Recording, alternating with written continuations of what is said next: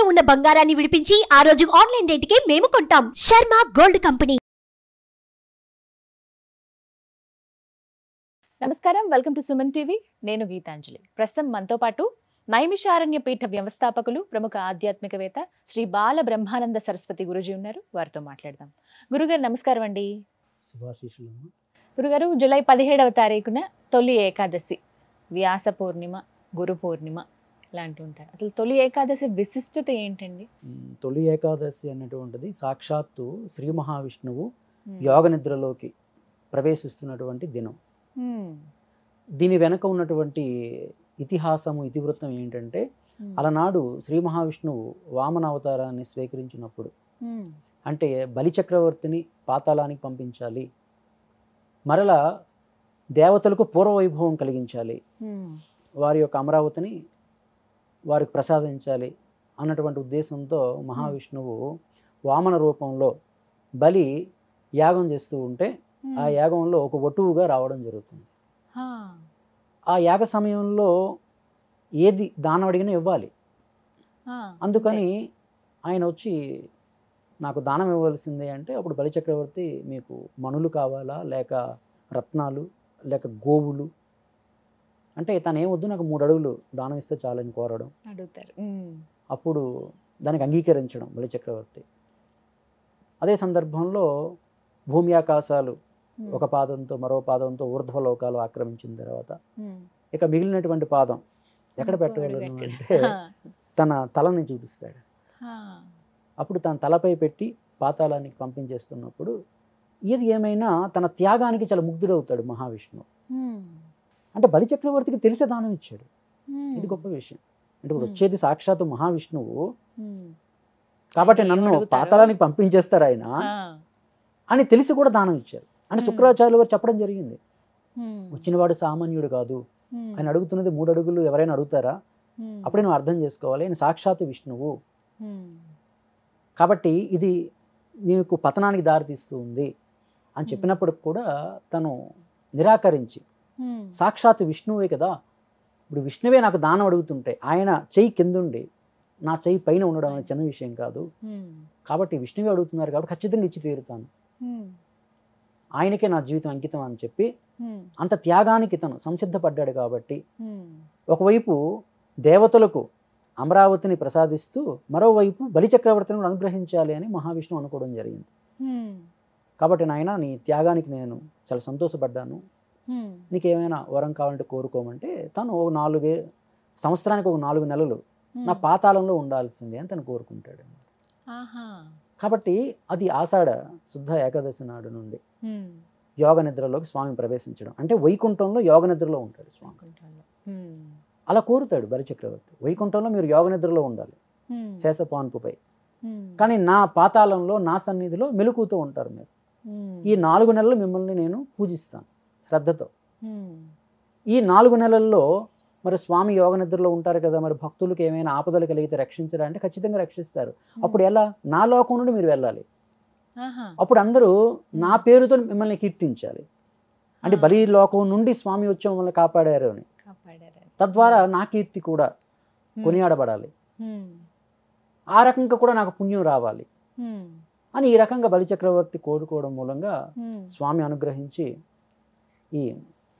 ఈ శయన ఏకాదశి రోజు నుండి ఆషాఢ మాసంలో ప్రారంభమై మరలా కార్తీకం శుద్ధ ఏకాదశి నాడు ఉత్తాన ఏకాదశి అంటే ఆ రోజు మేల్కోవడం, ఇలా ఈ 4 నెలలు కూడా దీన్ని చాతుర్మాసము అని కూడా పిలుస్తారు. ఈ 4 నెలలు కూడా పీఠాధిపతులు, ఋషులు వీళ్ళందరూ కూడా 4 నెలలు బయటికి అంటే అడుగు పెట్టకుండా పురాణ పఠనంతో దైవశక్తిని వాళ్ళు పొందుతారనమాట. ఈ 4 నెలలు తపస్సు చేస్తూ సాధన చేస్తూ సంపూర్ణంగా దైవశక్తిని పొందే నెలలుగా చెప్పబడతాయి 4 నెలలు కూడా. ఇది శయన ఏకాదశి. అదేవిధంగా ఈ శయన ఏకాదశి నాడు మన విష్ణుమూర్తిని కనుక మనం ఆరాధన చేసే విధానం, ఏ విధంగా ఆరాధన చేయాలి స్వామివారిని అంటే, ముఖ్యంగా స్వామివారికి ప్రీతికరమైనటువంటి 4 పుష్పాలు ఉన్నాయి. అది శయన ఏకాదశి రోజు మనం ఆ రకంగా పూజ చేయగలిగితే విశేషమైనటువంటి ధనాన్ని స్వామి ప్రసాదిస్తాడు అని చెప్పబడింది మనకు. ముఖ్యంగా నరసింహ పురాణము, అదేవిధంగా నారద పురాణంలో చెప్పబడింది. ఆయనకు తెల్ల గన్నేరు పూలు చాలా అత్యంత ప్రీతి ఒకటి. ఇక రెండవది నందివర్ధనం పూలు, తుమ్మె పువ్వులు తుమ్మె పూలు మూడవది. అదేవిధంగా ఇంకా జాజి పువ్వులు. ఈ 4 పువ్వులు అంటే స్వామికి అత్యంత ప్రీతట. కాబట్టి ప్రత్యేకించి ఈ శయన ఏకాదశి నాడు స్వామివారికి ఈ 4 పువ్వులతో పూజ చేసి ఒక పరమాన్నం నైవేద్యంగా సమర్పించగలిగితే స్వామి విశేషంగా తృప్తి పొంది విశేషమైనటువంటి ధనము, ఆరోగ్యము, ఐశ్వర్యాన్ని ప్రసాదిస్తాడు అని చెప్పేసి మనకు నారద పురాణం కూడా చెబుతూ ఉందన్నమాట. అదేవిధంగా ఇంకా మనకు అందుబాటులో దగ్గరలో ఉన్నటువంటి విష్ణు ఆలయాలను దర్శించుకోవడం. ఆ విష్ణు ఆలయ దర్శనం కూడా ఎలా చేయాలి అంటే ధ్వజస్తంభానికి ప్రత్యేక పూజలు జరిపించాలి ఆ రోజు. అంటే ప్రదక్షిణాలు చేయడం. ఆ రోజు చేయాల్సినటువంటి ప్రదక్షిణం ఏంటంటే సరి సంఖ్యలో చేయాలి. సాధారణ ప్రదక్షిణం బేస్ సంఖ్యలో చేస్తాం, 3 సార్లు చేయడం. కానీ సరి సంఖ్యలో 2 లేక 4 లేక 6 ఇలా సరి సంఖ్యలో ఆ రోజున మాత్రమే సరి సంఖ్యలో ప్రదక్షిణం చేసి అక్కడ 6 ఒత్తులతో స్వామి అక్కడ దీపాన్ని మనం నీతి దీపాన్ని ధ్వజస్తంభం వద్ద వెలిగించినట్లయితే స్వామి అనుగ్రహం విశేషంగా కలిగి వాళ్ళకి ఐశ్వర్యాన్ని ప్రసాదిస్తాను అని చెప్పి నారద పురాణంలో స్వామివారి సాక్షాత్తు చెప్పడం జరిగింది. అంత విశేషమైనటువంటి గొప్ప పర్వదినం శయన ఏకాదశి. శయన ఏకాదశి అంటారు. స్వామి నిద్రలోకి వెళ్తారు, యోగ నిద్రలో ఉన్నట్టే. ఇంకా స్వామివారి యోగ నిద్ర అంటే భగవంతుడు నిద్రపోతాడా అంటే నిద్రపోడు. అలా ఉన్నా కూడా మనల్ని చూస్తూనే ఉంటారు, రక్షిస్తూనే ఉంటారు ఆయన. అది అందుకే దాని యోగ నిద్ర అంటే యోగ నిద్ర మాత్రమే. అందుకే మనకు పూరిలో జగన్నాథ స్వామి వారిని మనం చూస్తే ఆయన కంటికి రెప్పలు ఉండవు. స్వామివారు చొక్కా నయన అని పిలుస్తారు ఒరిస్సాలో. అంటే సాక్షిగా ఉంటారు. అంటే భగవంతుడు సాక్షి స్వరూపుడు అని ఎప్పుడు నిద్రపోయేదే ఉండదు.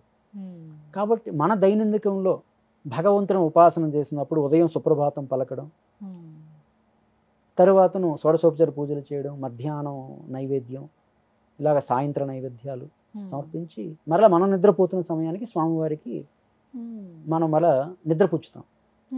అంటే మన దినచర్యతో స్వామివారికి దినచర్యను అట్లా అది భక్తికి పరాకాష్ట అంతే. కానీ మనం భావన చేయడం అదే కదా భక్తి భావం. అయితే ఇక్కడ మనం స్వామివారికి నిద్రపుచ్చితే మన విదేశాల్లో ఉదాహరణ అమెరికా అనుకుందాం అనుకోండి, అక్కడ మరో 2 గంటల్లో స్వామిని సుప్రభాతంతో మేలుకొలుపుతారు కదా. కానీ ఆయన పడుకున్నట్టు లేదు, ఆయన పాపం అంటే ప్రశాంతత అనేది లేదు. ఇంకా డ్రైవర్ నిద్రపోతే ఎట్లా? ఎందుకంటే భగవంతుడు సమసృష్టి నడిపించేవాడు కదా, ఆయన నిద్రపోయేదే ఉండదు. అందుకనే దాన్ని యోగ నిద్ర అని పిలిచారు. నిద్ర వేరు, యోగ నిద్ర వేరు. కానీ అత్యంత పవిత్రమైన ఏకాదశిగా చెబుతారు కదండి. అత్యంత పవిత్రమైన మనకి ప్రతి నెల వచ్చేటువంటి ఏకాదశిలో సంవత్సరంతంలో చూసుకున్నా కూడా ఇలా ఇదొకటి, అలాగే ముక్కోటి ఏకాదశి అంటే 3 ఏకాదశులు ముఖ్యంగా. ఈ శయన ఏకాదశి, ఉత్తాన ఏకాదశి, మన కార్తీక శుద్ధ ఏకాదశి, అదేవిధంగా ముక్కోటి ఏకాదశి. ఈ 3 ఏకాదశులు, ఈ 3 ఏకాదశులు శ్రద్ధగా మనం ఆచరిస్తే కనుక ఈ సంవత్సర ఏడాది మొత్తం పూజాఫలం మనకు దక్కుతుంది అని మనకు భాగవత పురాణం చెప్తుంది అన్నమాట.